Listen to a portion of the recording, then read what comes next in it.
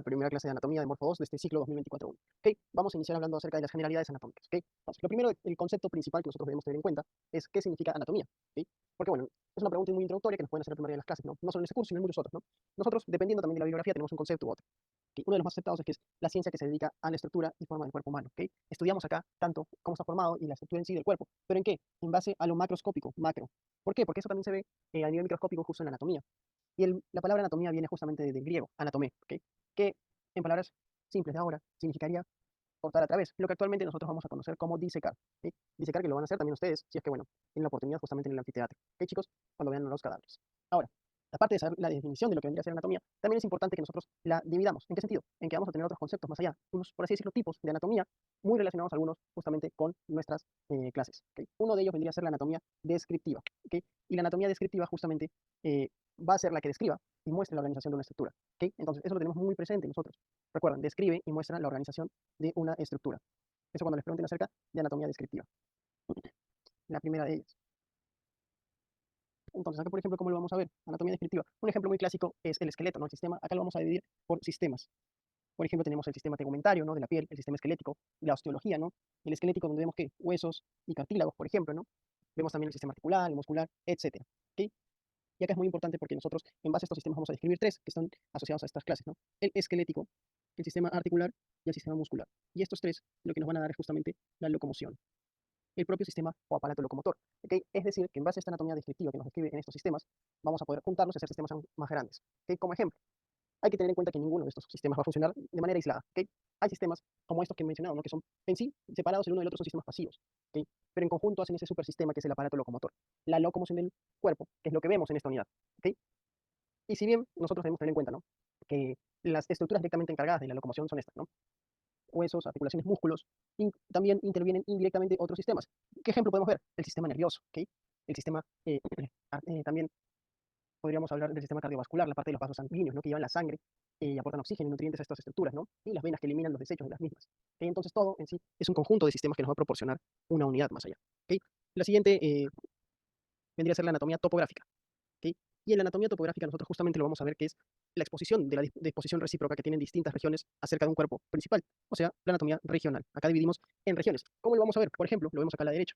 Lo vamos a dividir cabeza, cuello, tronco anterior, que vendría a ser el tórax, el dorso, los brazos, ¿no? Todo eso es una anatomía dividida en regiones, ¿no? Entonces, la forma principal en la que nosotros estudiamos hoy en día anatomía es en base a esto, la anatomía regional.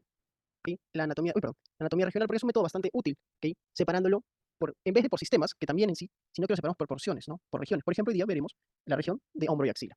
¿Ok? También reconoce, ¿ok? Si bien no está acá puesto, la misma disposición corporal por capas. ¿Qué capas? Yendo de más superficial a profunda, ¿no? Piel, tejido subcutáneo, fascia profunda. ¿Ok? Y esto muchas veces es por lo que la llamamos topográfica. ¿Ok? Se refiere a la topografía, ¿no? Esa división en capas, ¿ok? De lo más superficial a lo profunda. Pero nosotros nos centramos en qué? En la anatomía regional. Una subdivisión que vamos a encontrar también es la anatomía de superficie. ¿Ok? La anatomía de superficie hace referencia justamente a lo que vamos a ver a nivel de la piel. ¿En qué sentido? Nosotros, por ejemplo, lo que vemos en la piel, vemos algunos rasgos, ¿no? Que nos ayudan a distinguir ciertas cosas. Por ejemplo, ¿no? Nosotros podemos ver en nuestras manos, vemos como unos tendones, ¿no? Acá inclusive podemos ver los tendones de algunos músculos que ya vamos a conocer más adelante. Pero ¿qué en realidad estamos viendo nosotros? Estamos viendo piel, ¿verdad? Nosotros no vemos esos tendones. Vemos la piel. O por ejemplo también en la nariz, nosotros sabemos que hay una parte de cartílago y otra de hueso, pero nosotros únicamente vemos piel. Entonces la anatomía de superficie describe la configuración superficial de los cuerpos con el fin de ubicar, ¿qué cosa? Las estructuras que están debajo de la piel. Veamos esta imagen también. Nosotros sabemos que acá hay huesos, ¿no? Sin embargo, no los podemos ver. ¿Cómo sabemos qué es eso? Por la misma anatomía de superficie. El objetivo es visualizar, ¿no? Es decir, recordar o tener imágenes mentales definidas de las estructuras que van a darle el contorno, la superficie, todo eso a nuestra piel, ¿ok? Que son palpables inclusive debajo de la piel. Y en la práctica, ¿en qué nos va a servir? Entonces, esa imagen mental que nosotros ya tenemos de lo normal, obviamente, nos va a ayudar más adelante a distinguir de lo alterado, ¿no? Y justamente acá es que nace la exploración física. La exploración física es una técnica, ¿ok? Y esta técnica se le conoce como la palpación. Es una técnica que van a ver ustedes cuando estén ya en biología, en medicina 1, ¿ok? Junto con otra técnica que también vamos a utilizar, que es la inspección, ¿no? Inspección, ¿qué quiere decir? Con la primera nosotros vemos y con la segunda nosotros tocamos. Por ejemplo, hay una patología, que veamos acá esta imagen de nuevo. Esta es una persona normal, una mujer, y nosotros vemos un abdomen aumentado de tamaño, ¿ok? Eh, nosotros podemos pensar que eso es anormal, justamente, ¿no? Y el ejemplo acá es un abdomen que se llama abdomen en batracio, ¿ok? O abdomen batracial, que ya lo van a ver más adelante, ¿ok? Entonces nosotros vemos un abdomen abombado, ¿ok? donde la resistencia muscular se pierde. Porque nosotros, bueno, al menos los que han ido al gimnasio, bueno, tienen un concepto previo, saben que en el abdomen tenemos unos musculitos, no los abdominales, pero se llaman rectos abdominales, ¿ok? Entonces esos músculos pierden su tono, es decir, están mucho más emblandecidos y vemos un abdomen blando, ¿no? A diferencia de lo que veríamos en una gestante, por ejemplo. Entonces nosotros a la inspección que les estoy mencionando, vemos este abdomen aumentado de tamaño. Y por ahí a la palpación vemos un abdomen blando, aumentado de tamaño, ¿no? Con pérdida del tono muscular. ¿Y eso por qué se da, chicos? Aumenta la presión dentro del abdomen. ¿Por, ¿Por qué? Porque hay un problema en el que se libera líquido. Aumenta el líquido en la cavidad intraabdominal, o en la cavidad abdominal. Y esto se denomina justamente ascitis. Ascitis. Y nosotros a la exploración, que es lo que estamos viendo, tanto inspección como palpación, vamos a ver un abdomen en batracio o un abdomen batracial, ¿no? Así como si fuese la panza de una ranita. ¿Sí? Es un ejemplo clásico para estos temas. Ahora, también bueno, nosotros podemos ver lo que vendría a ser la anatomía funcional. ¿Sí? La anatomía funcional es bastante simple de explicar. ¿Sí? La anatomía funcional lo que nos quiere decir es que tal cosa, tal estructura, tiene tal forma porque cumple tal función. ¿Ok? Ejemplo, tenemos acá el colon. Ahorita no es importante tampoco que sepan mucho de lo que les voy a explicar, pero para que lo tengan en cuenta. El colon o el intestino grueso, ¿no? Va a estar dividido en porciones: ascendente, transverso, descendente, sigmoides, recto y finalmente el ano. ¿Ok? Entonces, nosotros ya inclusive antes de estudiar anatomía, sabemos que el intestino grueso va a medir 1.5 metros. ¿Ok? Tal vez no sabemos exactamente, pero tenemos el concepto de que el intestino delgado mide más, ¿no? En promedio, 6 metros.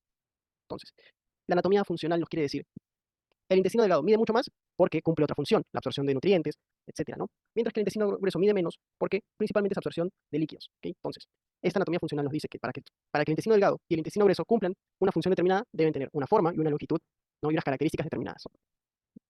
Y finalmente todo en conjunto nos va a llevar a la anatomía clínica, ¿ok? La anatomía clínica es entonces la práctica, lo que nosotros vamos a ver en la parte práctica, la aplicación práctica que tiene la anatomía. ¿Y cómo es que nosotros vemos la anatomía clínica? Así, en palabras, lo más simple posible. Entonces, ya vimos, ¿no? Nos hemos basado en sistemas, en regiones, ¿no? Entonces, en base a los conocimientos ya previos que hemos adquirido, ¿no? Anatómicos, lo que vamos a hacer es resolver problemas clínicos, ¿ok? Y esto es propio de la anatomía clínica. Entonces, en la anatomía clínica lo que vamos a hacer es invertir, acá veamos, vamos a invertir nuestro pensamiento clásico, ¿ok? Cuando estudiamos anatomía, por ejemplo, acá estamos observando lo que vendría a ser anatomía de la región de la mano, ¿ok? Principalmente la inervación superficial, ¿ok? Ya la vamos a conocer justo al final de nuestras clases de miembro superior. En la anatomía clínica, a menudo lo que hacemos es invertir el pensamiento que seguimos al estudiar. ¿Qué tipo de anatomía dije? La anatomía regional o sistémica.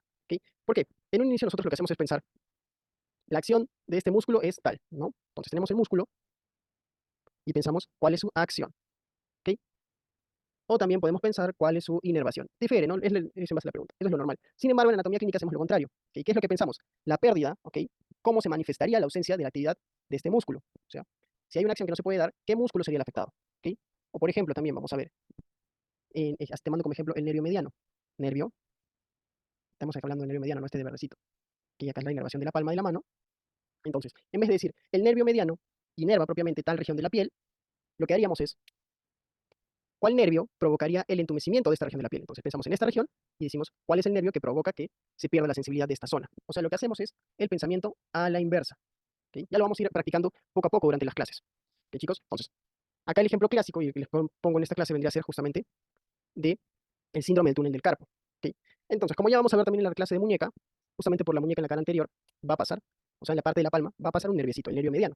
¿Ok? Y cuando hay presión excesiva en esta región de la muñeca, un ejemplo clásico es cuando usamos mucho tiempo el mouse, lo que nos va a dar es esa sensación, ¿no? De entumecimiento, hormigueo, debilidad o inclusive daño muscular en las regiones de la mano y los dedos. Entonces, aquí qué es lo que veríamos, ¿no? El caso clínico nos pondría como ejemplo un paciente que pasa mucho tiempo en la computadora y empieza a sentir entumecimiento en tal región de la mano. ¿Ok? ¿Cuál sería entonces el nervio causante de este entumecimiento, ¿no? ¿Cuál nervio se está afectando para que pase esto? En cambio, nosotros lo que estudiamos es al nervio. Lo estudiamos y estudiamos qué región de la piel inerva, ¿no? Pero en anatomía clínica, como estamos viendo, hacemos todo lo contrario. Entonces ya hemos visto los distintos tipos de anatomía que hay. Luego, ¿cómo va a estar organizado el cuerpo? Esto ya es una organización general que ustedes la han visto inclusive en el colegio, ¿ok? Yo me acuerdo que la vi también cuando estaba ahí. Y es la parte más clásica, ¿no? Entonces pasamos de la unidad estructural, en este caso es el sistema muscular. Entonces la unidad estructural del cuerpo humano, que siempre va a ser la célula, ¿ok? Y ya sabemos, ¿no? El tejido está formado por el conjunto de células, ¿no? Que tienen una diferenciación similar y que funcionan y se organizan de una forma integrada, ¿no? Entonces varios tejidos ya forman un órgano, y acá es el órgano, en este caso el músculo, que hablamos de la unidad anatómica delimitada. Es decir, en anatomía nosotros vamos a empezar a hablar y a estudiar desde este punto, desde el punto del órgano, ¿ok? Después de que ya formamos esta unidad anatómica delimitada, sabemos que nuestros órganos pueden estar agrupados en base a su función, formando un propio sistema, ¿no? En este caso, sistema muscular, y los sistemas en conjunto sirven para desempeñar una función compleja, ¿no? Como les mencioné, sistema muscular, sistema articular y sistema óseo van a ser el aparato locomotor en conjunto. Y el ejemplo de esta célula muscular que la van a ver en histología es el miocito. ¿Ok? Entonces ya vimos la estructura. Ahora, ¿cómo nosotros vamos a estudiar? cómo quiero que ustedes piensen siempre cuando estamos hablando de anatomía. Que nosotros siempre debemos ubicarnos en una posición clave, ¿ok? La posición anatómica. Esta posición que les pongo acá no es opcional para que ustedes se la aprendan. Es obligatorio que ustedes cuando estén viendo una muestra anatómica, cuando estén pensando en algún caso clínico, tengan esta posición en la cabeza, ¿ok? Entonces, ¿qué nos dice? La posición anatómica es la forma en la que se ubica el cuerpo humano en el espacio al momento de ser descrita cada una de sus partes, ¿ok? Mario, ¿por qué es obligatorio entonces que estudie de esta forma, ¿no? En la antigüedad, ¿no? Las descripciones de la anatomía se hacían independiente de la posición, ¿no? Venía una persona y estudiaba la región de la mano y no necesariamente le decía dorso o palma de la mano, sino que la estudiaba como él creía que era, ¿no? Entonces, ¿qué es lo que sucedía? En los escritos, las relaciones anatómicas tenían cierta ambigüedad, porque unos decían una cosa y los otros otra, y se contradecían en cierta forma. Entonces, para garantizar que no hay ambigüedad, es que existe esta posición anatómica, ¿ok? Esta posición anatómica justamente acá lo dice. Y ahora, una vez que ya entendimos por qué tenemos que estudiarla, lo que debemos entender, y esto ya es de memoria, es cómo nosotros ubicamos al paciente, a la muestra, en posición anatómica, ¿ok? Entonces, la posición anatómica siempre va a ser en bipedestación. Y esto lo he puesto el primero por una razón en particular. Veamos acá este hilito que nos dice, el cadáver no se encuentra en posición anatómica. Porque cuando nosotros estemos en el anfiteatro vamos a ver, ¿no? Que el cadáver está tendido boca arriba, ¿ok? O sea, está echado pero tendido boca arriba. Entonces, si es boca arriba, lo vamos a conocer como supino. Decúbito, porque está echado, supino. ¿Ok? Entonces, decúbito significa echado y supino con la boca mirando hacia arriba. Y si está con la boca abajo, lo vamos a conocer como decúbito prono. Pero ojo chicos, nosotros recuerden que estudiamos en base a la posición anatómica. O sea, nos imaginamos que este individuo está de pie, ¿ok? En bipedestación. Luego, aparte también vamos a tener en cuenta que debe tener bipedestación, la mirada al frente, con la cabeza erguida, los brazos en una posición natural, es decir, caídos, con las palmas hacia adelante y los pies juntos y paralelos. Todo esto pueden recordarlo así tal cual o como esta imagen. ¿Ok? Y nosotros siempre vemos a la paciente o al paciente en esta posición y como si estuviésemos frente a frente. ¿Ok? Y al utilizar esta posición y la terminología médica apropiada que ya vamos a conocer, podemos relacionar con exactitud una parte del cuerpo con otra. ¿Ok? Ahora, también recordemos, las palmas hacia adelante, ¿ok? Es lo que conocemos en otras palabras como las manos en supinación. También se lo pueden poner así, que ya vamos a conocer que es este movimiento, ¿ok? Manos en supinación. ¿Ok, chicos? Hasta ahora quiero que no haya ninguna duda con esta posición, que es la que tenemos que utilizar todos al estudiar anatomía. ¿Ok? Después de esto, sabiendo ya nuestra posición anatómica, debemos ir a la parte de los ejes y planos de sección. Entonces, ubicándonos en nuestra posición anatómica, lo que nosotros hacemos es dividirlo, ¿no? En ejes y planos. Los ejes van a ser una línea recta. ¿Ok? Y si es una línea recta, va a ser en un plano unidimensional. Y son principalmente utilizados para la formación de referencias. Referencias en el espacio, ¿no? No me refiero al espacio que está más allá de la Tierra, sino en sí el espacio en el que se ubica el cuerpo, ¿no? Referencias espaciales. ¿Ok? Y vamos a tener 4 ejes principales. ¿Ok, chicos? Entonces, como les dije, una línea recta, ¿no? El primero y tal vez el más importante y que más vamos a utilizar es el eje longitudinal. Longitudinal porque va de superior, de la parte más superior a la parte más inferior. ¿Ok? Entonces es superior, inferior. Va desde el punto más alto del cráneo, por el centro de gravedad, perdón, por el centro de gravedad de la pelvis, hasta finalmente ubicarse entre ambos pies. ¿Ok? Y este entonces va a ser de dirección vertical. Luego también tendremos otros ejes ya de menor importancia, como por ejemplo el eje transversal, que va de derecha a izquierda, ¿sí? Y este va, por así decirlo, de lado a lado, y es horizontal. Tendremos también el sagital, que es en dirección antero-posterior. Posterior la parte de atrás, anterior la parte de adelante. Entonces acá lo vamos a poner antero-posterior, y va entonces de atrás hacia adelante, de adelante hacia atrás. Y finalmente tendremos los ejes oblicuos. Los ejes oblicuos no son ni perpendiculares ni paralelos al resto de los ejes. ¿Ok? Y es como lo estamos viendo acá. Son ejes de forma diagonal, ¿no? Sin relación al resto de los ejes. Entonces, recapitulemos. Tenemos nuestros ejes que vendrían a ser líneas rectas, ¿no? De arriba a abajo, longitudinal. De derecha a izquierda, transversal. De adelante hacia atrás, sagital. Y el resto que no se ubican en ninguna de estas posiciones, por ejemplo, podría venir uno así, podría venir uno así, podría venir uno así. No, son oblicuos, que no son ni perpendiculares ni paralelos al resto de los ejes. Bien. Una vez constituidos estos ejes, nos permiten ya dividir en planos. ¿Ok? Los planos son estructuras ahora ya no en una dimensión, sino en 2 dimensiones. ¿Ok? Es como se ven en estas imágenes, como si una plancha de vidrio así nos separara el cuerpo en distintos planos. Entonces son estas superficies de 2 dimensiones, ¿ok? Bidimensionales, y que el uso principal de estos planos es para describir secciones anatómicas. ¿Ok? Ya las vamos a conocer. Entonces, ¿cuáles son nuestros planos? Los principales planos van a ser estos 3. ¿Ok? Vamos a encontrar el plano sagital. ¿Ok? Plano sagital. ¿Cómo lo diferenciamos a nuestro plano sagital? Justamente este va a ser un plano vertical. ¿Sí? Vertical. ¿Y qué es lo que vemos nosotros? Dividirá el cuerpo entonces en una parte derecha y una parte izquierda. Esa es la clave para hablar de un plano sagital. Siempre que nos pongan una imagen, ¿ok? Un corte sagital es que está dividiendo entonces en derecho e izquierdo. ¿Sí? El plano sagital. Y acá también encontramos unos términos como el plano medio sagital o planos parasagitales. ¿Ok? Hay bibliografías que nos mencionan que estos planos no se deberían llamar así, ¿ok? Sino que únicamente se deberían llamar como plano sagital. Me explico. Muchas otras bibliografías antiguas hablaban de justamente el plano que pasaba en el medio del cuerpo como plano medio. ¿ok? O plano medio sagital, sagital. Sin embargo, nosotros ya vemos que este plano vertical que atraviesa longitudinalmente todo el cuerpo a nivel de la línea media, pasando por cuello, tronco, ¿no? Dividiendo entonces de derecha a izquierda, se utiliza a veces de forma errónea, ¿no? Como sinónimo de plano mediano. Y eso no debe ser así. Nosotros cuando estemos hablando de este plano lo vamos a hablar como plano medio o plano medio sagital. Hay otros planos, los planos sagitales, que también son verticales, ¿ok? Pero la diferencia es que no se ubican en el centro, ¿no? En la línea del centro del cuerpo. Por ejemplo, veamos este, o este inclusive, ¿no? Vamos a tener términos, ¿no? Antiguos, que ya no se usan, lo pongo acá un ratito y lo borro, como para sagital, ¿ok? Este término antes se utilizaba, ¿ok? Ya que cualquier plano que sea paralelo el uno u otro lado del plano medio es sagital por definición. O sea, no teníamos que utilizar el término para sagital, ¿ok?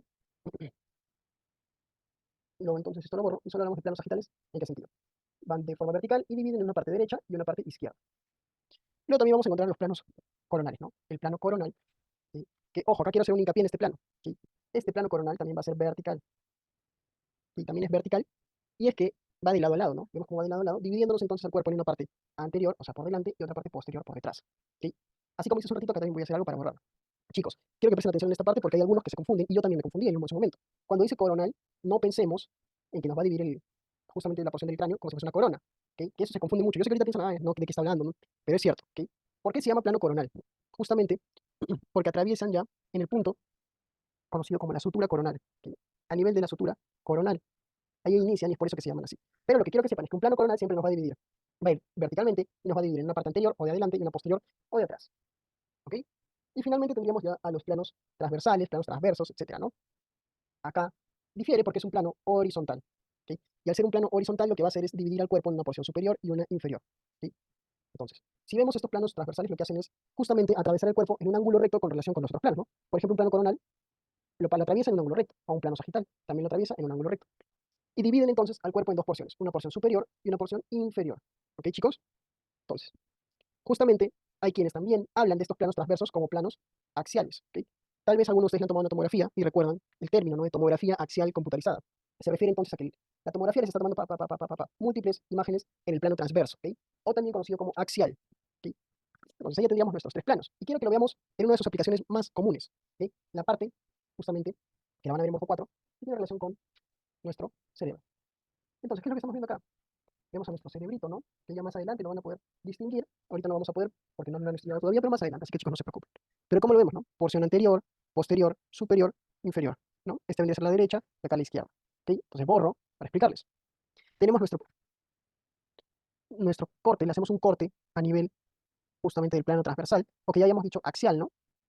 Y esto es lo que nos va a permitir ver. Justamente este corte a nivel tomográfico lo conocemos de esta forma, como corte axial. ¿Por qué? Porque nos divide en una porción superior y una inferior.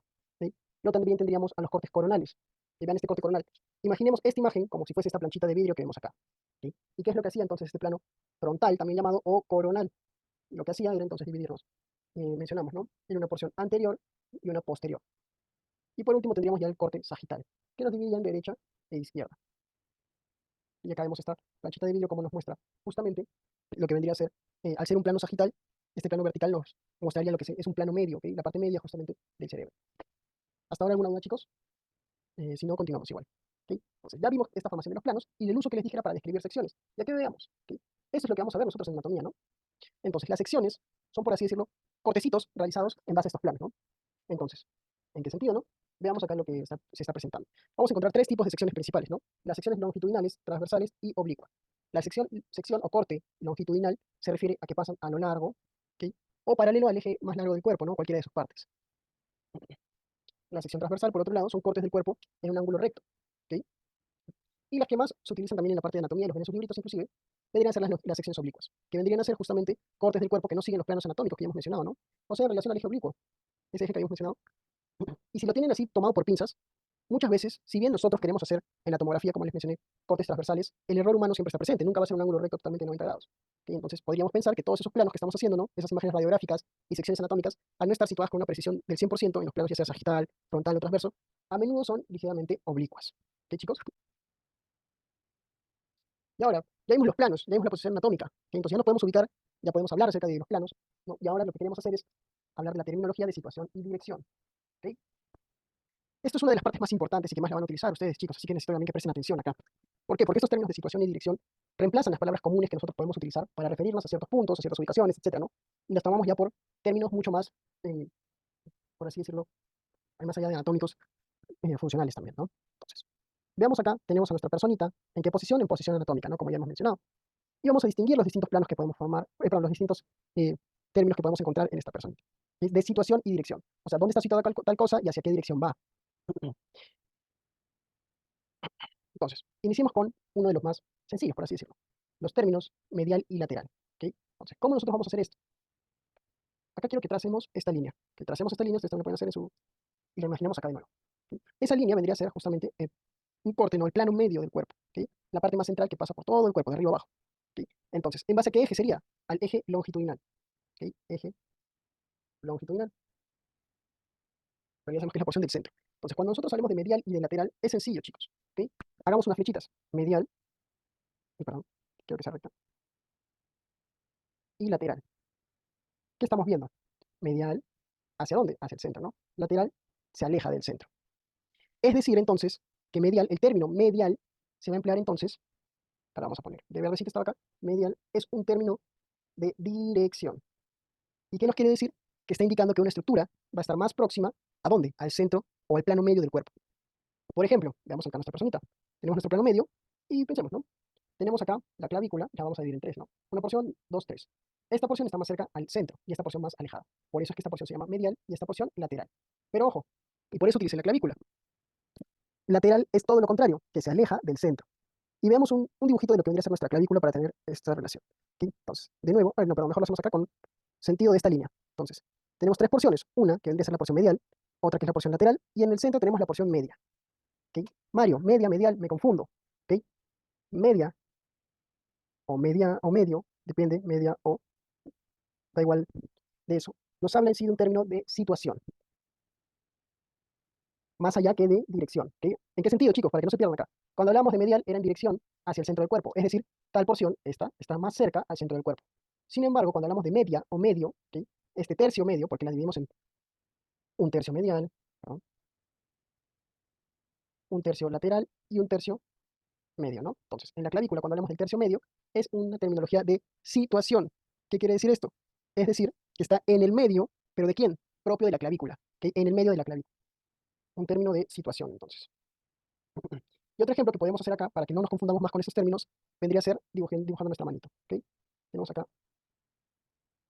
y 5. Entonces acá tenemos el pulgar, meñique, ¿no? Y acá también haríamos nuestra línea del centro del cuerpo, imaginamos, ¿no? Entonces, en relación al centro del cuerpo, el meñique es medial, ¿no? El meñique. Y acá tenemos a nuestro dedo medio, ¿no? Y acá lo podemos ver. Entonces, en relación a quién, como dije que en término de dirección era medial, tenemos el centro del cuerpo. El meñique es más medial, o sea, está más dirigido al centro del cuerpo que el dedo medio. Pero en relación a la mano, ¿ok? Cuando hablemos de término de situación, justamente se llama dedo medio porque está situado en el centro de la mano. ¿Ok? Así es como vamos a diferenciar estos términos. Entonces ya tendríamos medial y lateral. Y también hemos hablado un poco de medio, de la palabra medio, medio, es un término de situación. Luego unos bastante sencillos vendrían a ser la parte de superior e inferior. El superior es lo que conoceremos nosotros como en dirección, porque son términos de dirección, ¿a dónde? Al cráneo. Que por eso es que también se hablaba en algunas bibliografías del término craneal. Y cuando hablamos de inferior, o sea, hacia abajo, lo que hacíamos justamente se refiere a una estructura situada más cerca de la planta de los pies, por lo que se podía hablar de podal, o sea, hacia los pies, pero también se hablaba justamente de la cauda, ¿ok? O en latín lo que vendría a ser cola. No tenemos cola nosotros, pero de ahí nace el término también caudal, ¿ok?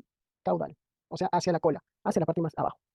¿Ok? Entonces, superior e inferior, ahí no tienen problema, chicos, eso ya lo sabemos desde antes. Ahora, otro término vendría a ser posterior y anterior. Esto sí puede ser un poquito nuevo para ustedes, pero es igual de sencillo. ¿Ok? Cuando hablemos de posterior, estamos hablando dorsal, o sea, la parte de atrás. Indica la superficie dorsal o la superficie más próxima al dorso del cuerpo, o sea, a la espalda, es decir, a la parte más atrás del cuerpo. Mientras que anterior habla de ventral. El ventral viene de vientre, ¿ok? Es decir, indica la superficie más frontal, que está más hacia adelante del cuerpo. Acá también se utiliza el término rostral en relación al rostro del cuerpo, pero en anatomía nosotros no lo vamos a ver, ¿ok? Pero para que lo sepan. Luego también vamos a encontrar dos términos que a veces la gente se complica, no entiendo por qué, que hablan de justamente de proximal y distal, ¿ok? Proximal y distal. Entonces, hagamos una sección de esta porción de la extremidad superior, es decir, del brazo, como le conocen ustedes, pero como nosotros ya no lo vamos a conocer. Pero veamos acá, ¿no? Nos centramos en esta porción del brazo. Como vimos en la clase modelo, tendríamos acá nuestro húmero, ¿no? Nuestro húmero, más o menos así. Entonces, cuando hablemos de distal y de proximal, nosotros debemos hacer una comparación entre una posición que sea más próxima o más lejana, respectivamente a un punto, ¿ok? Hasta acá quiero que me capten, chicos. Entonces, comparamos una posición más próxima o más lejana respectivamente a un punto. ¿Ok? ¿Cuál puede ser este punto? Puede ser la línea media o también puede ser el inicio de la estructura. En este caso, como estamos hablando del miembro superior, el inicio es el hombro. Si es que no nos dicen nada en el enunciado, siempre vamos a pensar que este punto que estamos usando de referencia es el inicio de la estructura. Por ejemplo, la pregunta nos puede decir qué es más proximal o más distal, ¿no? Proximal más cerca, distal más lejos. ¿Ok? Entonces, acá teníamos nuestro húmero tal cual como lo hemos puesto y nos dicen la epífisis proximal y la epífisis distal. Epífisis que son partes de los huesos largos que ya vamos a conocer también. Entonces, epífisis proximal y epífisis distal. Entonces, proximal más cerca al inicio de esta estructura, distal más alejado al inicio de esta estructura. Hasta ahí, espero que me estén captando, chicos, pero ¿qué es lo que cambia ahora? Pensemos en otro punto, un punto distinto, ¿ok? El punto X, este punto X que estamos marcando acá, que hace referencia justamente a la región del codo, ¿ok? Entonces, tenemos un punto X, y yo quiero que veamos justamente, ok, y acá también tenemos otro puntito. Entonces, en relación al codo, ¿qué punto está más cercano? Vamos a hacer otro X de otro color. Y, o bueno, no me gusta usar matemáticas, pero entonces vamos a ponerle punto amarillo y punto naranja, ¿ok? Entonces, en relación al codo, perdón, al hombro, tenemos el hombro acá, ¿y cuál vendría a ser más proximal, más cercano? Entonces, si nos dicen en relación al codo o no nos dicen nada, hablamos del inicio de esta estructura. Entonces, punto X, amarillito, vendría a ser más proximal que el naranja. Pero acá una cosa puede cambiar. Si nos dicen ese punto celeste que estoy marcando, ¿no? Tracemos ahora unas líneas desde la parte naranja y desde la parte amarilla, ¿no? Y así igual podríamos hacer acá, desde la parte naranja y desde la parte amarilla. Entonces, ¿por qué les decía yo a ustedes que estamos en relación a un punto en específico? ¿Ok? El punto naranja es más proximal al celeste, ¿verdad? Mientras que el amarillo es más distal. Entonces, eso es lo que quiero que se lleven. Cuando hablan de proximal es que está más cerca. ¿Sí? ¿Y qué les dije? Si no les dicen ningún punto en específico, más cerca al origen de la estructura. Pero si nos ponen un punto específico como este celestito, ahí la cosa cambia. Porque proximal se refiere a más cerca. Entonces, la muñeca es más proximal a los dedos que el codo a los dedos, ¿no? Sin embargo, al hombro, el codo es más proximal que la muñeca. O sea, la muñeca es distal, alejada. ¿Ok, chicos? Y bueno, también tendríamos términos relacionados con la superficie corporal o su núcleo central. ¿Ok? Acá no hay mucho más que mencionar. Esta parte es sencilla, la verdad. Podemos hablar de superficial, intermedio, profundo, se refieren a la posición de las estructuras con respecto a la superficie del, ¿no? O con otra estructura subyacente que encontremos. Por ejemplo, ¿qué tenemos? La parte más superficial, la piel. Parte intermedia, vamos a encontrar músculo. Y parte más profunda, el hueso, ¿verdad? También podemos hablar, ¿no?, de externo e interno, ¿sí? Que es justamente externo, lo que está más hacia afuera, interno, lo que está más hacia adentro, ¿ok? Y finalmente quiero hacerles hincapié con estas imágenes que tenemos a la derecha, ¿ok? Muy importantes en el miembro superior e inferior, porque cambian, ¿no? Entonces, la parte distal del miembro superior, es decir, la parte más alejada del miembro superior, justamente sabemos que es la mano, ¿ok? Y la mano nosotros la vamos a ver con como dos caras. Una cara palmar, ok, la palma de la mano, y una cara dorsal, el dorso de la mano. Entonces, lo que indica es hablar entonces de la parte posterior. Dorso es posterior, mientras que la palma vendría a ser anterior en la mano, ¿ok? Y por eso es que cambian, ¿no? Las superficies de las manos y los pies, también de ambos, ¿no?, corresponden al dorso como la superficie dorsal y la palma, ¿no?, que vendría a ser la superficie palmar en las manos, ¿sí? Mientras que en los pies tenemos acá otro término, ya no usamos palmar, sino que tendríamos entonces la superficie ya de los pies y sus dedos que corresponde a la planta del pie como la superficie plantar, ¿ok? Mientras que obviamente el dorso habla justamente de la superficie dorsal del pie. Ahora, este término dorso, ¿ok?, que lo vemos acá, también va a estar utilizado de otra forma. ¿De qué no? Por ejemplo, nuestra lengua, ¿sí?, la parte superior de la lengua la conocemos como el dorso de la lengua. ¿Sí? La nariz, también, ¿no?, la parte superior la conocemos como el dorso de la nariz. Es decir, que el dorso se refiere habitualmente a la vista superior de cualquier parte, ¿ok?, que protruye anterior, o sea, que protruye hacia adelante desde el cuerpo. Por ejemplo, también lo vamos a ver en Morfo 3 que dicto yo, en la parte del pene, vamos a hablar justamente del dorso del pene. ¿Ok? Esos son los ejemplitos que podemos hacer en este punto. Y ahora, todo esto son distintos términos de situación y dirección resumidos en una tablita, ¿ok?, para que lo puedan ver mejor. Por ejemplo, unos que no hemos mencionado y que los he puesto con un puntito morado, vendría a ser justamente homolateral y contralateral. Es sencillo. Brazo derecho, brazo izquierdo, ¿ok?, son homolaterales. Perdón, brazo derecho, pierna izquierda son homolaterales. Brazo derecho, pierna, bueno, ya me confundí yo, pero no, olviden lo que he dicho, ¿ok? Brazo derecho, pierna derecha, homolaterales, del mismo lado. Brazo derecho, pierna izquierda, contralaterales, del lado opuesto. Ok, y acá justamente nos hablan de unas estructuritas, ¿sí? La vesícula y el colon ascendente son homolaterales, y el colon ascendente y descendente son contralaterales. Entonces, chicos, vamos a hacer un esquemita acá. Ustedes lo pueden hacer conmigo si gustan, para que vean esto de mejor manera, ¿no? Entonces, el abdomen lo vamos a dividir nosotros en 9 cuadrantes. Y no es importante que lo sepan ahorita los nombres, pero justamente tendríamos nuestro colon, y por acá nuestra vesícula, como forma de perita, una perita. ¿Ok? Entonces, esta porción del colon es el colon ascendente y este el colon descendente. Derecha, izquierda, ¿no? Entonces la vesícula y el colon ascendente son homolaterales, mientras que el colon ascendente y el colon descendente son contralaterales. ¿Ok? Eso solo para que lo sepan ustedes.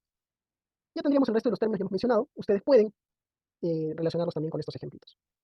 Ahora, también es importante que ya veamos cómo está compuesto nuestro aparato locomotor. ¿Ok? El inicio entonces del aparato locomotor, que esto ya vendría a ser la parte 2 de generalidades, está dado por la osteología, los huesos, el sistema esquelético. ¿Ok? Es un tejido vivo, ¿ok? Que sirve para el sostén principalmente de todo el cuerpo, formado tanto por tejido especializado, que nosotros vamos a reconocer acá no únicamente como hueso, sino hueso más cartílago. ¿Ok?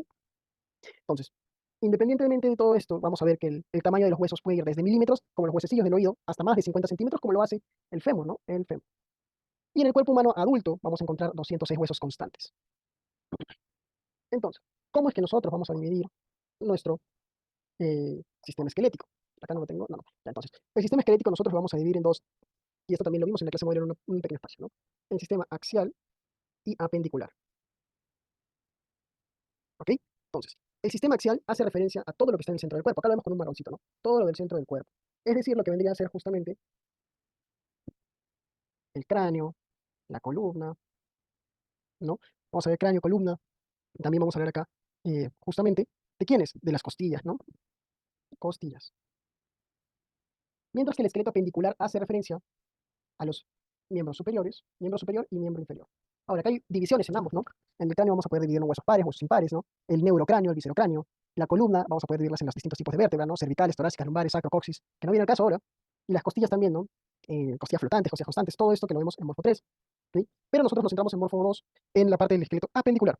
Entonces, el miembro superior vamos a distinguir en él una porción libre y una cintura. ¿Ok?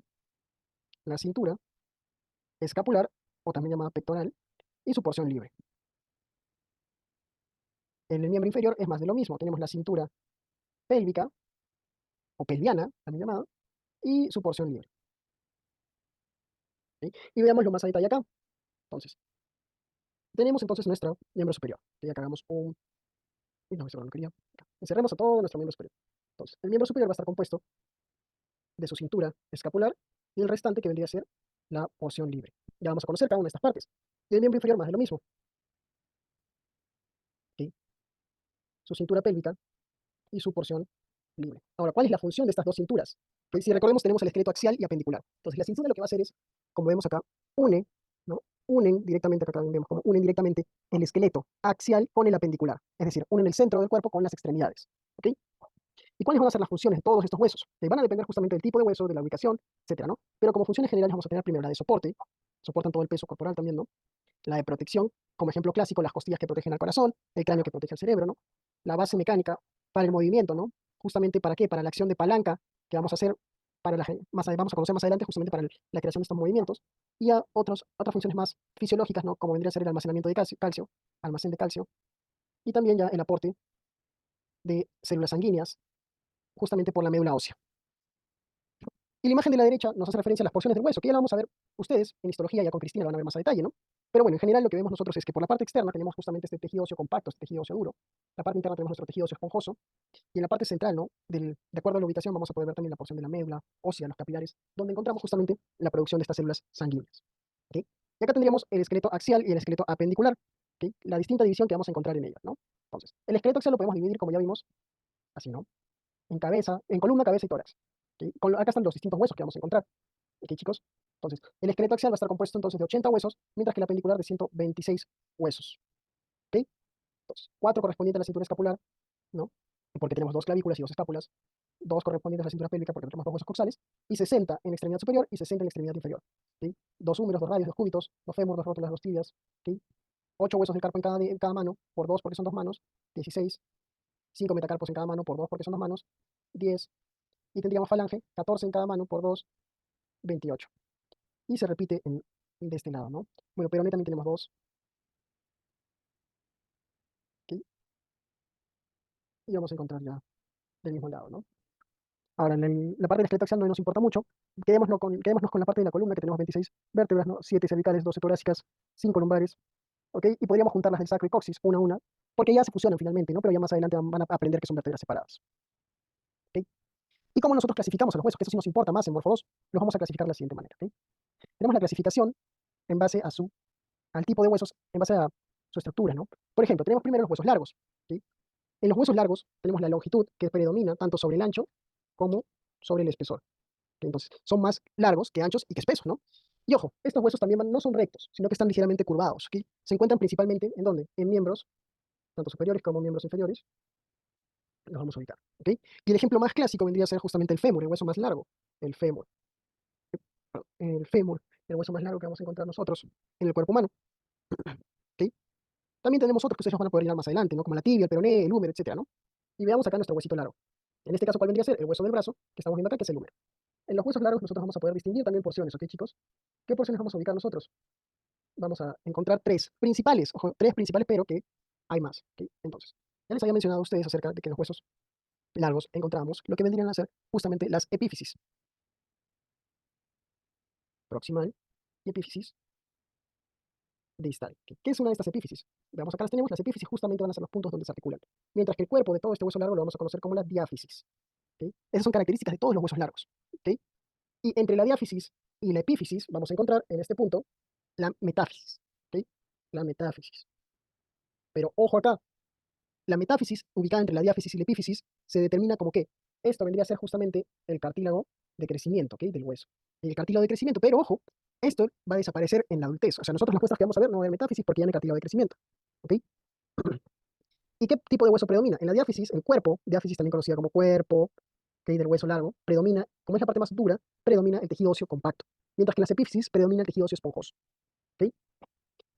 El otro tipo de huesos que vamos a encontrar son los huesos planos. En los huesos planos tenemos que predomina la longitud y predomina también el ancho por sobre el espesor. ¿Ok? Acá vemos cómo la fórmula cambia. ¿Ok? Entonces, estos huesos son delgados y están compuestos principalmente por dos placas. Y dos placas, una anterior y una posterior, separadas por tejido esponjoso, porque lo vemos así, ¿no? Nosotros lo vamos a ver de esta manera. Es como si fuese tejido óseo compacto, tejido esponjoso, una capa, y otra de tejido óseo compacto. Y el ejemplo clásico que van a ser de estos huesos justamente son los del cráneo, ¿no? Que forman esa caja ósea. Pero también podemos encontrar acá otro hueso plano que vendría a ser, acá lo vemos, el esternón, ¿no? Que tiene como si fuese solo una lámina, anterior y una posterior. Pero también los huesos del cráneo propiamente son huesos planos. Entonces, uy, acá que estoy haciendo, lo puse en huesos cortos, disculpen chicos. Todo esto vendría a ser acá, huesos planos. Me acabo de dar cuenta. Ya. ¿Y qué huesos entre los planos tenemos? Por ejemplo, el esternón, huesos del cráneo, ¿no? Como por ejemplo el hueso frontal, etcétera. Así que ahora hablemos de los huesos cortos que me los salté, ¿no? Que vendrían a ser ya huesos de forma cúbica, que acá no predomina ninguna dirección, ¿ok? Son huesos tipo cubos, ¿ok? Cúbicos, pequeños, cortitos, ¿no?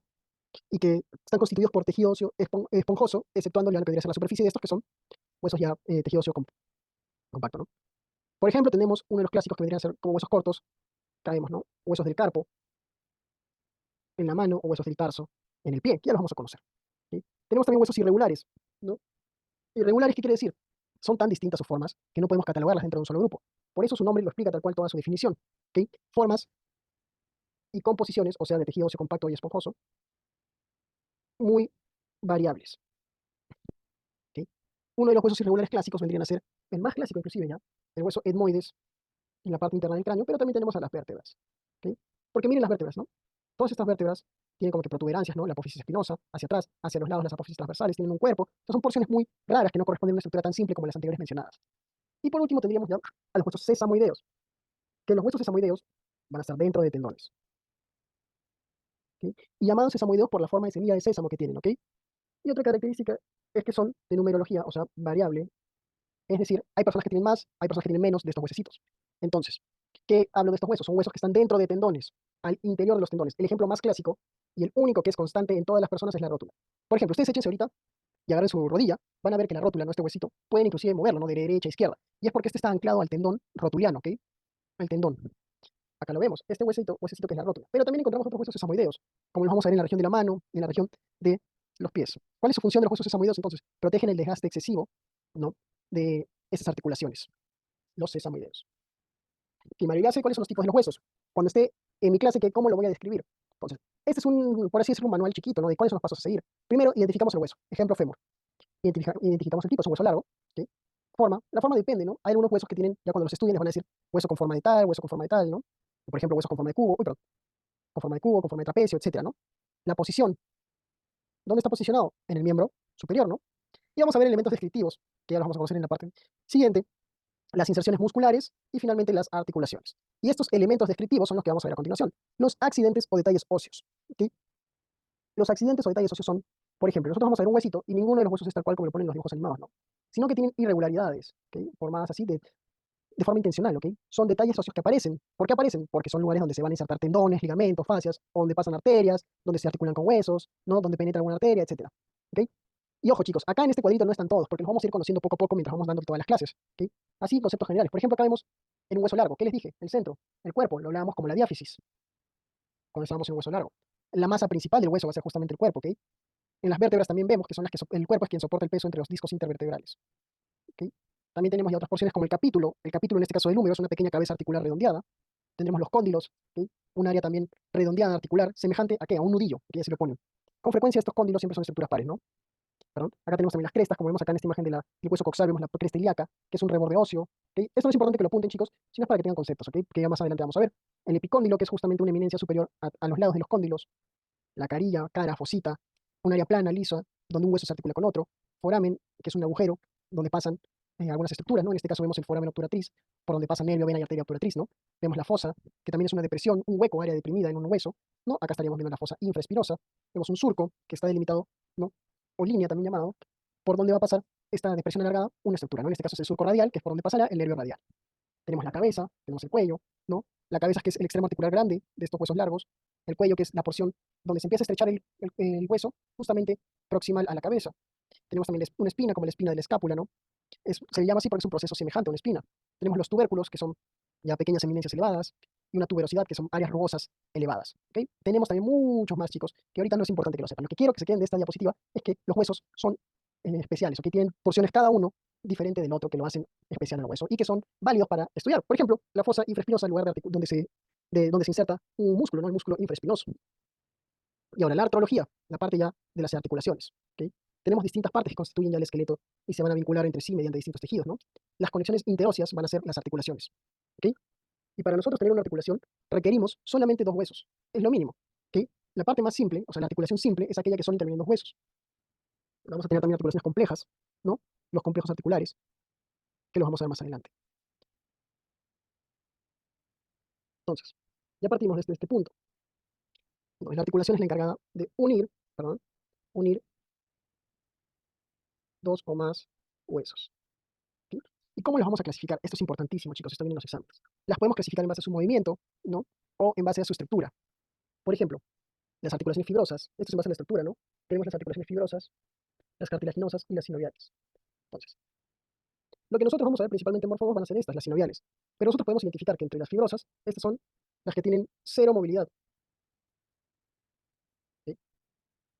Tenemos también ya, por ejemplo, acá entre las fibrosas, un ejemplo vendría a ser las suturas, ¿no? La sindesmosis, es decir, que se encuentran unidas a un ligamento, las membranas interóseas, que esas sí las vamos a ver, o las gonfosis. ¿Sí?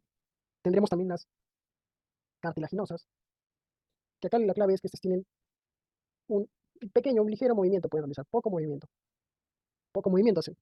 Y en estas articulaciones vemos, por ejemplo, la sincondrosis, ¿no? De cartílago hialino, por ejemplo, los movimientos para respirar y expandir el tórax, o la sínfisis, ¿okay? Fibrocartílago, por ejemplo, la sínfisis del pubis. Y encontramos ya las sinoviales, que son las que nos importan mucho más, con mucho movimiento, ¿okay? Las sinoviales. Esta es la clasificación desde este punto en base a la estructura, ¿ok? Si son fibrosas, cartilaginosos o sinoviales. Y la clasificación en base al grado de movimiento será esta de acá. Sin artrosis, sin movimiento. Anfiartrosis, poco movimiento. Y de artrosis, mucho movimiento. ¿Ok, chicos? Y acá a la derecha tenemos lo que les estaba mencionando. Las articulaciones fibrosas, cero movimiento. Las suturas, ¿no? Suturas entre huesos del cráneo. Las gonfosis, dadas ya en los dientes, ¿no? Por ejemplo, acá veríamos la mandíbula, ¿no? Y los dientes.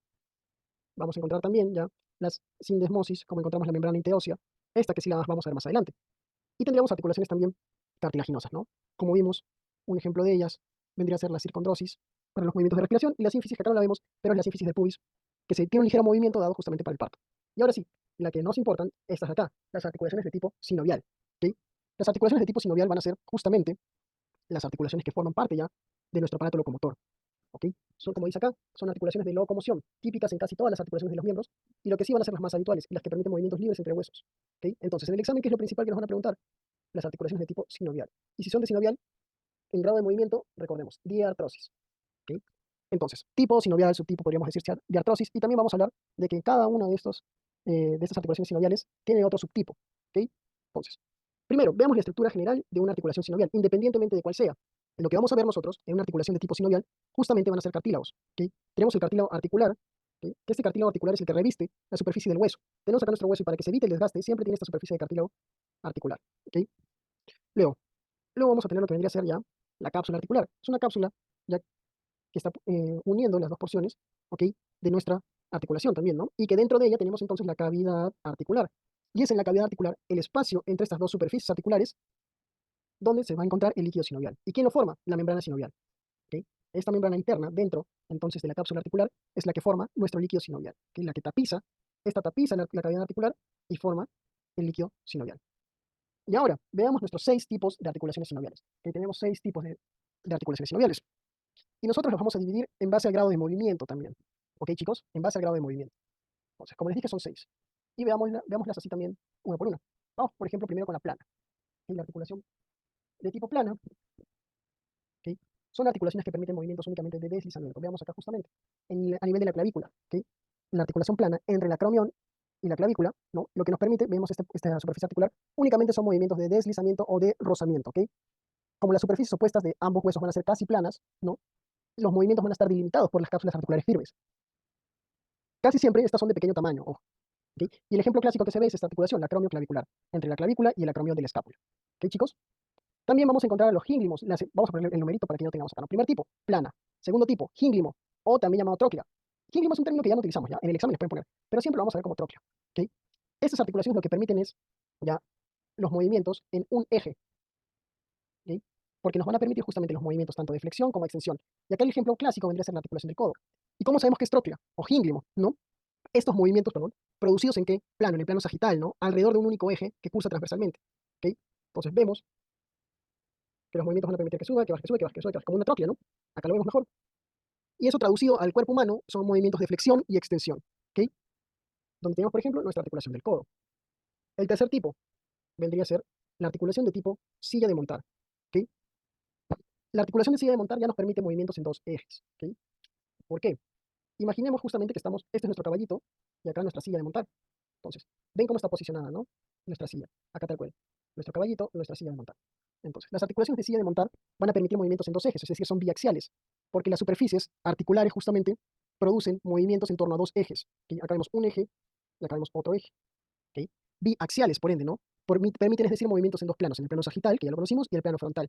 Por ende, ¿qué movimientos nos dejarían hacer? Vamos a ver movimientos de extensión y flexión, y movimientos, bueno, esto vamos a ver otro lado, extensión y flexión, y lo vamos a ver también como abducción y aducción, ¿ok? Que ya les voy a explicar qué significa cada uno de estos movimientos. Pero en general, cuando completamos estos movimientos, es decir, cuando podemos hacer movimientos en estos dos ejes, también es posible realizar una combinación de estos en secuencia de tipo circular, permitiéndonos entonces la circunducción, ¿ok? Circunducción, es decir, una secuencia circular, ¿no? Que nos permite, por así decirlo, girar, ¿ok? ¿Cuál es el ejemplo clásico? La articulación carpo-metacarpiana de la base del primer dedo, es decir, la del pulgar, ¿ok? Esta es una articulación de tipo silla de montar. Luego veamos otro tipo de articulación. Este ya sería el número 4. La elipsoidea, que también son movimientos en dos ejes, los mismos ejes, pero la diferencia es justamente, miren acá, ya no es como si fuese nuestro caballito y nuestra silla de montar, no, sino que acá lo que vemos es distinto. ¿Por qué? En la silla de montar veíamos, ¿no?, que las superficies articulares son recíprocamente convexas y cóncavas, ¿ok? Pero en nuestra articulación elipsoidea, lo que vamos a ver es que los movimientos son más restringidos, porque siguen la misma dirección, ¿ok? Pero ¿qué movimientos nos permiten? Los mismos, igual, pero de forma más restringida. Extensión, flexión, abducción y aducción, que conjuntamente van a formar la circunducción.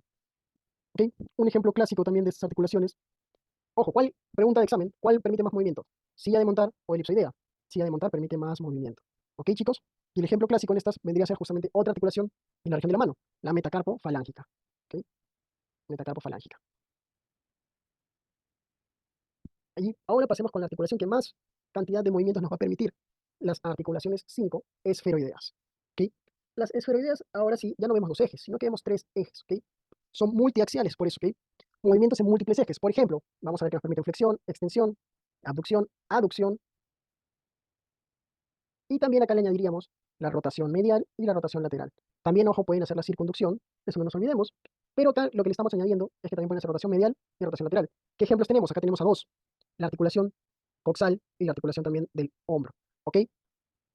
En estas articulaciones, al ser tan móviles, lo que requerimos es una superficie esferoidea, ¿ok? La superficie del hueso se va a mover dentro de una concavidad, ¿ok? Ejemplos, como les dije, de esta articulación, la cabeza del fémur, ¿no? Rota dentro de la concavidad formada ya, eh, justamente por la cavidad glenoidea. Y la última vendría a ser ya la articulación de tipo trocoide, 6, trocoide. Esta la hemos puesto al final porque es bastante especial, ¿ok? Es como si tuviésemos un anillo, que pensemos en un anillo cuando hablemos de articulación trocoide.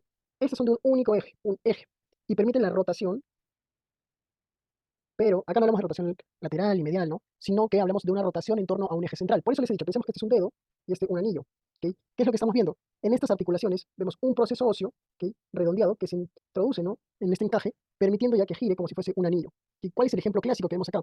Las vértebras, ¿ok? Hay una vértebra, por ejemplo, cuando nosotros giramos el cuello de derecha a izquierda, esa rotación que hacemos está dada por la articulación atlanto-axial. Atlanto del atlas de la primera vértebra, axial del axis de la segunda vértebra. Entonces, el axis tiene una superficie ósea, una protuberancia llamada el diente del axis, ¿ok? Y gracias a este diente que actúa como el dedo, el axis, es decir, la primera vértebra, va a girar, ¿ok? Va a girar como si fuese el anillo, ¿ok? Y el axis, el dedo, ¿ok?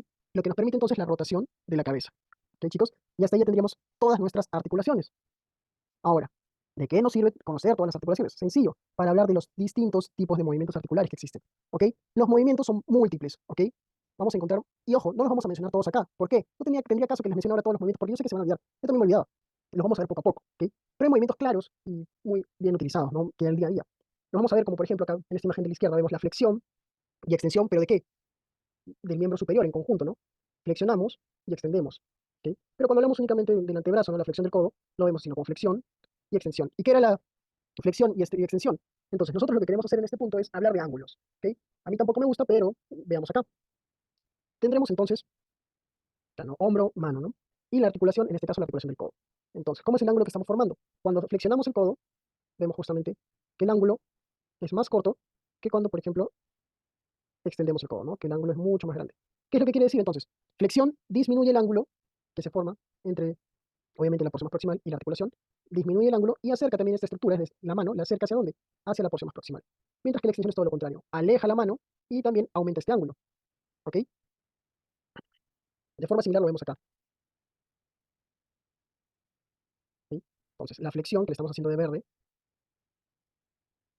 va a cortar este ángulo, mientras que la extensión hará todo lo contrario, ¿no? Va a alargar el ángulo y alejar más el brazo, pero pronto el miembro superior. Van a ser movimientos que se pueden hacer en múltiples puntos, ¿no? Como la flexión de los dedos, la extensión de los dedos, ¿no? De la muñeca también, de la misma columna vertebral, etcétera. ¿Ok? Flexión y extensión son movimientos simples que ya conocemos.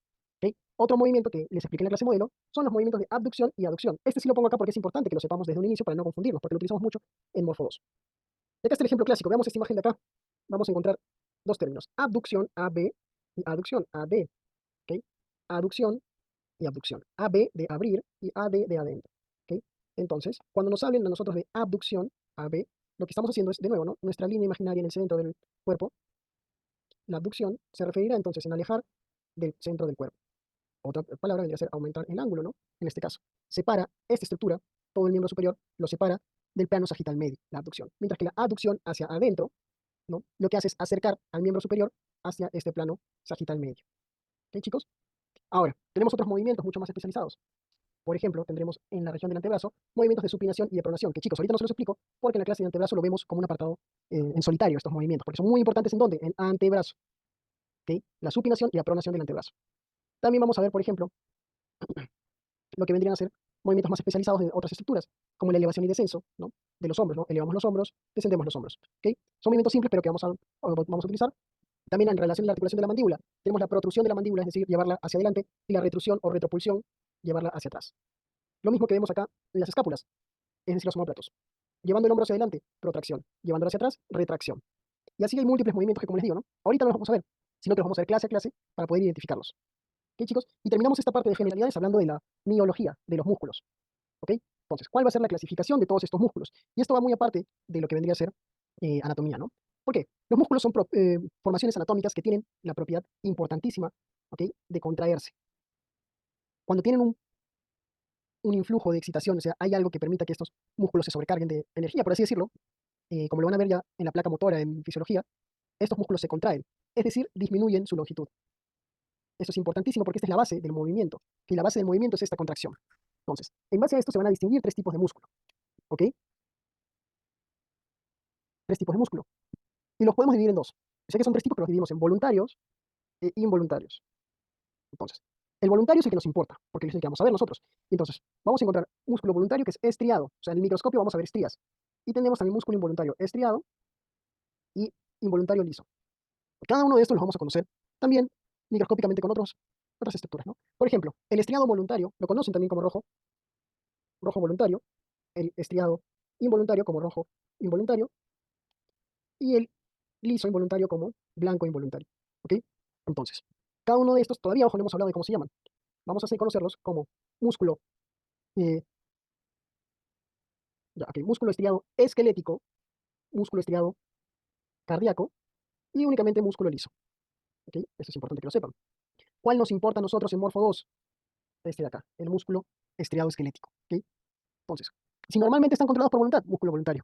Y si observamos ya estrías en el microscopio, músculo estriado, ¿no? Entonces, este músculo estriado esquelético, el rojo voluntario, es justamente el que va a estar ubicado ya en los músculos somáticos voluntarios que componen nuestro sistema muscular, ¿no? El que mueve o estabiliza los huesos, estructuras, ¿no? Luego tenemos el músculo estriado cardíaco, que es un músculo liso, que es un músculo involuntario, no es liso, perdón, es un músculo estriado involuntario, que, bueno, constituye la mayor parte de las paredes cardíacas, también de los vasos sanguíneos, ¿no? Y la contracción del corazón se da eh, por este siguiente, que vendrían a ser los músculos lisos, ¿ok? Los músculos lisos que los ven ya más en fisiología. Entonces, lo que nos importa es lo que está señalado ahí de verdecito, que vendría a ser entonces, lo vamos a poner completo, el músculo estriado esquelético, ¿ok? Y para generar movimiento, ¿qué es lo que requerimos? Todo lo que hemos ido viendo, ¿no? Por eso es importante que hayamos visto toda esta clase de generalidades. Requerimos dos huesos, como mínimo, ojo, esto es lo mínimo, dos huesos, una articulación y un músculo. Y este músculo vendría a ser el motor de todos estos movimientos. Entonces acá vemos un hueso, dos huesos, una articulación y músculo, como mínimo, ¿ok? Entonces, ¿cómo va a estar organizado nuestro músculo esquelético, músculo estriado esquelético? Es lo mismo decir músculo esquelético, que sin tener que ponerle estriado, porque ya sabemos que lo es. Entonces, y esto es como lo vamos a estudiar nosotros en el examen, ¿ok? Entonces, tenemos este músculo que no necesitamos ni siquiera saber su nombre, ¿ok? Pero vamos a ver primero, origen. Origen se refiere de dónde nace este musculito, ¿ya? ¿Dónde nace? Es el origen del músculo. Inserción. Inserción, es decir, a dónde se dirige, dónde va a terminar este músculo, ¿ok? Y eso justamente nos da una dirección de las fibras, del origen hacia la inserción. Nos permite una dirección de las fibras. Luego también vamos a encontrar una fascia o aponeurosis, toda esta porción de acá, que recubre el músculo, ¿ok? La fascia o aponeurosis que recubre el músculo y que muchas veces lo utilizamos para diferenciar uno de otro músculo, porque obviamente cuando estemos en el cuerpo humano vamos a ver todo el entramado muscular, pero cada uno está envuelto y separado por esto, por la fascia o aponeurosis. También encontraremos el tendón. El tendón es la parte final, ¿ok? De los músculos que justamente van a tener distintas formas, ¿no? Unos tendones más aplanados o como vemos acá más alargados, pero que son los que finalmente se insertan en el hueso, ¿ok? Y vamos a poder también ubicar un vientre, que es la parte más voluminosa, y una cabeza, dependiendo del músculo que sea. No en todos, pero sí algunos, ¿no? Entonces, por ejemplo, acá observamos la musculatura esquelética superficial, que vemos un musculito, por ejemplo, acá vemos el pectoral mayor, vemos origen, vemos su inserción, ¿no? Que ya vemos la dirección de las fibras, acá también vamos a encontrar el tendón, y finalmente nos permite ya ubicarnos mucho mejor. Pero ahora, los músculos no siempre son muy similares, ¿ok? Por eso es que nosotros vamos a ver la nomenclatura de los músculos basándonos en múltiples cosas. Vean el texto rojito que está acá abajo. La nomenclatura de los músculos va a variar dependiendo de múltiples cosas, ¿ok? Por ejemplo, vamos a dar ejemplos para que me entiendan, ¿ok, chicos? Su inserción. ¿Qué les dije que era inserción? ¿Dónde está finalmente colocado este músculo? Pero ojo, el origen también es un tipo de inserción. Es la inserción proximal y la inserción propiamente es la inserción distal, ¿ok? Así también se les conoce. Entonces, un ejemplo de nomenclatura según su inserción es este músculo, esternocleidomastoideo. ¿Por qué? Externo, porque viene del esternón, se inserta en el esternón, cleido de clavícula, y mastoideo porque va hacia la apófisis mastoide. ¿Ok? Por eso se llama esternocleidomastoideo. Dirección de sus fibras. ¿Ok? Dirección de las fibras. Veamos acá también. Un ejemplo son estas fibras de un músculo abdominal, conocido como el oblicuo externo. Como sus fibras van en dirección oblicua, se llama de esa forma, ¿no? Oblicuo externo. Número de porciones. Ejemplo clásico, el bíceps, bi de 2, ¿no? Bíceps, tríceps de 3 porciones. Otro ejemplo, la función. Esto lo vamos a ver mucho en los antebrazos. Músculos extensores del antebrazo, flexores del antebrazo, por ejemplo, el flexor radial del carpo, ¿ok? El flexor superficial de los dedos, ¿ok? También lugar donde se encuentran. Como ejemplo, el glúteo mayor. ¿Dónde se encuentra? Región glútea, por eso glúteo mayor. O por ejemplo, también vamos a ver, ¿no? El tibial anterior. ¿Dónde se encuentra? En la tibia, por eso se llama tibial. ¿Y dónde se encuentra también? En la región anterior, por eso tibial anterior. ¿Ok? Ya estamos viendo cómo se van a llamar los músculos en base a sus distintas cosas. No puede ser la función, inserción, la dirección de las fibras. Y otra muy importante es la forma. la forma de los musculitos. Y acá tenemos justamente la nomenclatura en base a las formas, ¿no? Por ejemplo, tenemos los digástricos, que son músculos, se llaman así, porque tienen dos digástricos, dos vientres, un vientre y su segundo vientre, unidos por un tendón conjunto. Los músculos peniformes, que tienen forma justamente eh, de plumas, perdón. Podemos tener unipeniformes, que solo es uno, bipeniformes, que son dos, con forma de pluma, multipeniformes, que son múltiples, ¿ok? Tenemos también cuadrado, como vamos a encontrar el cuadrado lumbar, los rectos del abdomen, ¿no? Con esta porción cuadrada, ¿ok? Músculos fusiformes, que los músculos fusiformes son forma justamente de los miocitos, con un vientre ancho y unas porciones finalmente alargadas y más delgadas, ¿no? Pero el vientre justamente es la parte más ancha. Orbicular, que es de forma circular justamente, como encontramos al orbicular del ojo o al orbicular de los labios. Convergente, como el pectoral que les dije, ¿no? Pectoral, porque vemos cómo inicia y cómo termina, ¿no? Todas sus fibras, que son múltiples, convergen en un solo punto. Por eso se le llama convergentes. Un montón de fibras, pero que convergen en un solo punto. También tenemos músculos planos, ¿no? Y etcétera. Ya el resto tampoco son muy importantes que lo sepamos. Entonces, esta clase introductoria es justo para esto, para que entendamos mejor todo lo que vamos a ver más adelante. ¿Ok, chicos? Entonces, esta sería la culminación de esta parte de generalidades.